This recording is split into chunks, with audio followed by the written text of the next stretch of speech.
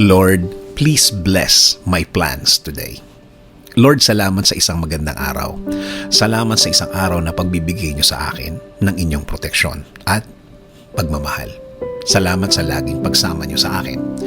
Salamat sa laging nakahanda kayo para tulungan ako.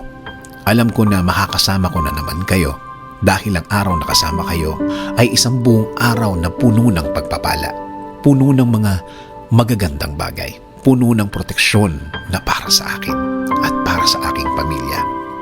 Panginoon, marami po akong gustong gawin, marami po akong naiisip na gawin sa araw na ito at sa mga araw na parating. I-bless mo po ang lahat ng aking plano ngayon. I-bless nyo rin ang bawat bahagi ng aking plano. I-bless nyo po ako ng mga ideas, mga bagong bagay na pwedeng gawin na gusto kong gawin, Lord. Lord, ilagay nyo po sa way ko ang mga tamang tao na tutulong sa akin. Ilagay niyo po sa aking buhay ang mga tamang tao na magiging guide ko na pwedeng i-share sa akin ang mga learnings na nasa kanila. Mga bagay na nasa kanila. Mga bagay na natutunan nila sa kanilang mga buhay. Panginoon, ibigay niyo din po ang mga bagong opportunity sa aking buhay. Mga bagay na kailangan ko po sa aking plano. Mga bagay na kailangan ko po na nasa akin para makatulong po sa akin.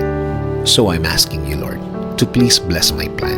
Bless niyo po ang aking mga dadaanan na experience. Mga pangyayari na sana po hindi po mabigat sa akin at hindi po mabigat para sa aking plano. Lord, panatilihin niyo po akong malakas. Ilayo niyo po ako sa mga sakit at mga viruses na nagkalat sa labas ngayon. Protektahan niyo po ako sa buong araw ngayon at sa mga araw na parating, Lord.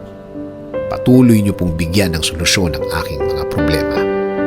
Patuloy niyo po akong bigyan ng wisdom. Turuan niyo akong maging mahinahon. Turuan niyo akong maging focus sa vision na ibinigay niyo sa akin para sa aking plano, sa aking buhay. Kayo na din po ang bahala sa aking pamilya, Lord. Alagaan niyo din po sila at i-bless sa araw-araw ng kanilang buhay. Bigyan niyo din po sila ng proteksyon. Bless them with your guidance and direction. In Jesus' name we pray. Amen. Sabi nga sa Proverbs 16:9, in their hearts humans plan their course, but the Lord establishes their steps.